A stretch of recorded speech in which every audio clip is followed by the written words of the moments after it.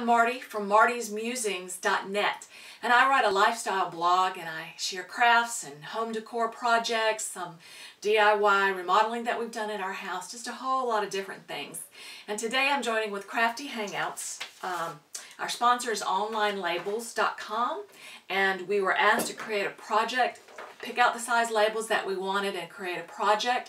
So that's what I did. I actually, well, let me show you one of the projects. This is just a little pint-sized mason jar with a decorative lid that I did.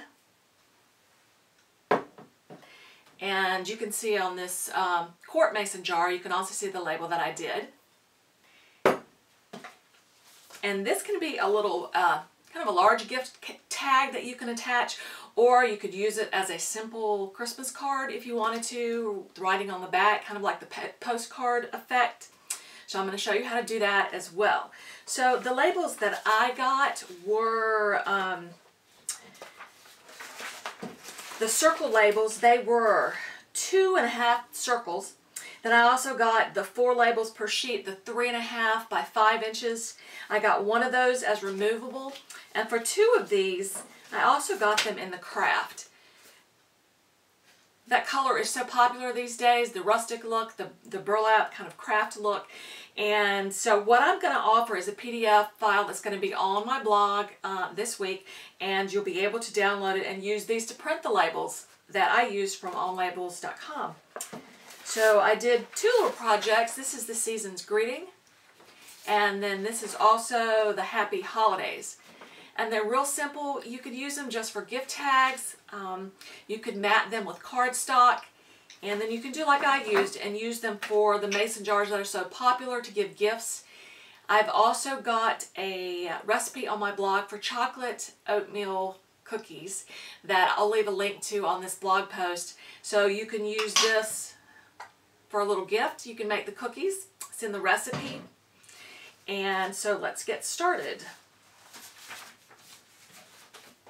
These are just so very, very simple. So with the labels, you're going to print them. And I would say that when you print them, the one thing that I had a little bit of difficulty was figuring out which end to put in the printer and which direction to put it so that they would print correctly. So I would suggest just doing it on cheap copy paper and marking where it comes out, and so you don't waste your labels doing that. And then, yeah, smart person that I am, oh, I'll show you on this one, found that there's just a little bit of a little marking on there. I added the X because I can't see the little markings. So this is lets me know where I need to put it in the printer so that it prints correctly. So nice little tip for you. And literally, once you get the label off, all you do is kind of center it in your mason jar. I'm just pressing out the edges to it.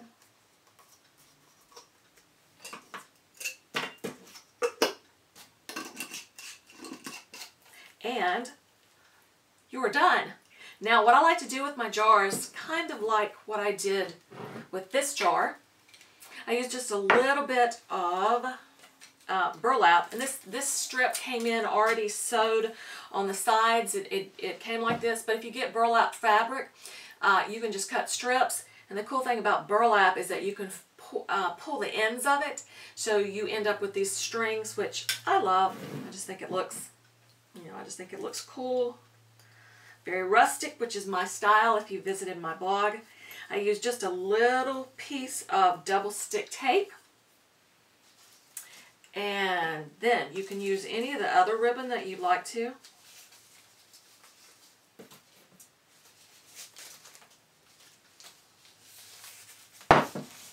And literally you just tie a bow on it.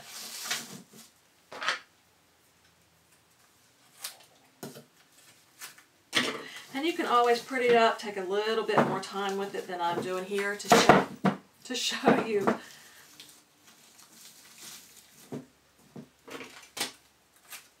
And there you have a nice little gift jar. if you make something, my husband likes to can salsa, so often he'll give out the salsa in these jars, and so that would be a nice gift. There are recipes online that you can find. There are also, look up mason jars, there are entire sites where you can find recipes for things to go in the mason jars. So there you have it. All right, and so for these, for the quart-sized mason jars, you could easily do one of these little cards like I did. I used a 3.5 by 5 inch labels, and you could just tie it to the jar. Or what I'm thinking is you could also do them kind of like a little postcard to use for Christmas cards. So the only thing you need to do is to print out, once I find them. I did it on white, but you can also, I've got the craft paper, and literally, I cut these. The labels are 3.5 by 5, and I cut these in 4 by 5.5. I'm going to peel off a label.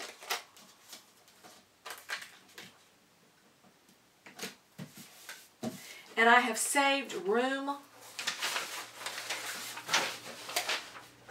Gotta love being on air. Here we go. I have saved room so you can mark the year, which if you're giving something that's a canned good, or something that you've canned that might have an expiration date, that's a good idea.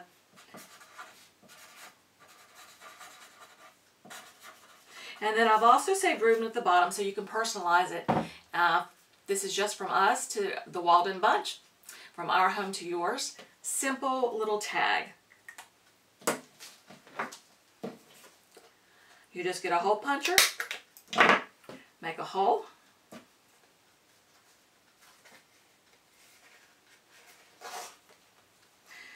thread a little bit of ribbon through it.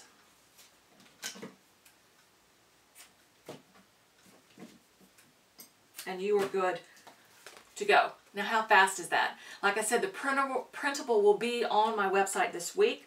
One of the things that I like, I love scrapbook paper. Don't ask anybody who knows me, I have tons of scrapbook paper. If I could turn the camera around, you'd see an entire shelf. Yeah. Anyway, I cut this. You just kind of go in your stash. If you don't have scrapbook paper, buy it on sale. Cut these, put a label on it, hole punch it, put a ribbon, and you are good to go. One of the things that I like to do to keep my supplies down when I'm crafting is to buy after Christmas. A lot of the ribbons and things go on sale after Christmas. I like to buy it when it's 70–80% off. All this ribbon has been bought on sale. Here's another one that I have. And I have I have tons of ribbon as well as scrapbook paper, but I like to have the ribbon. I'll buy it at yard sales if it's really, really cheap, just to have for decoration. I don't give as many homemade gifts as I used to, but when I do, I want it to be special. I want the person, the individual who's getting it, to feel like I spent some time on it. I love this because it gives the homemade look, and you didn't have to do hardly anything. Now, when you're making the recipe, if you're doing something like a cookie mix, love the layers, by the way. If you're making a cookie mix or something, is to do it in bulk. Get 8 jars or however many you want to do. Get enough of the recipe so that it'll fill the 8 to 10 jars. And just do it and set up an assembly line. My kids and I will do that for Christmas presents, and that makes it a little bit easier, doesn't take as long. I also have done a recipe for like vegetable soup with the seasonings attached. Always make sure that you give the recipe so they know how to make it. And it's just a little personal gift. This is great for teachers. And even if you could use these and use them for candles, you can use the mason jars. If you look online, there are mason jar projects everywhere. So that is really my simple project. I'd love if you join the rest of the ladies with craftyhangouts.com. We have a whole week full of videos and how-tos on some simple projects using the online labels. Again, you can get them at onlinelabels.com.